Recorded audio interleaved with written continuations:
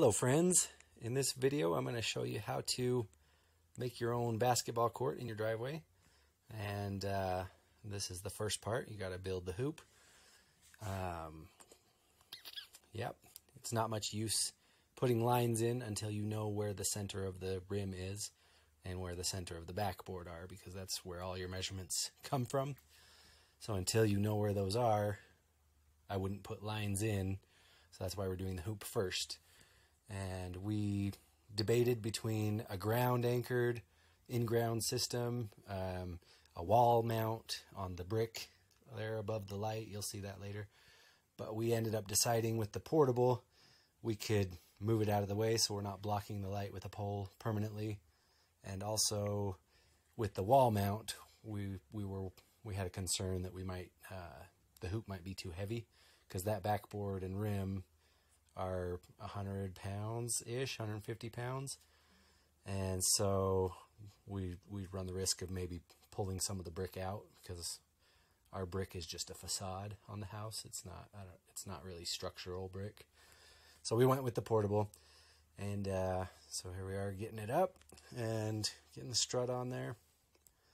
And the next thing we'll do will be to get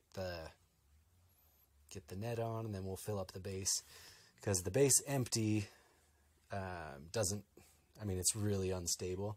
If you stand it up with the base empty, the hoop weighs a lot more than the base. The backboard and the hoop are, like I said, over 100 pounds, and the base is probably 20. So you gotta put the net on. I mean, you can put the net on later, but I put it on first so I don't have to reach over my head. And then we got these sandbags. They're 60 pounds each, and we ended up putting 8 of them in. So whatever that is, 60 times 8. So that'd be 480 pounds of just sand. And then the base actually is expanded, so we were able to add water also. So we did the sand and water combined is well over 500 pounds. So that should make it stable enough to withstand anything. You'll notice, I don't know if you'll see it when we stand it up because of the time lapse, but it actually picked me up when we stood it up. Yeah.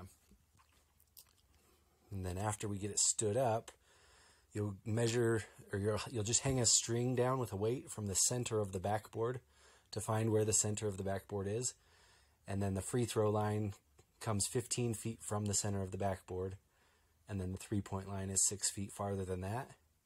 And then you'll go 15 inches from that backboard center to find the center of the hoop, which is where your 3-point line comes from. And the 3-point line is 19 feet 9 inches from the center of the hoop. And then on the sides, our driveway isn't wide enough.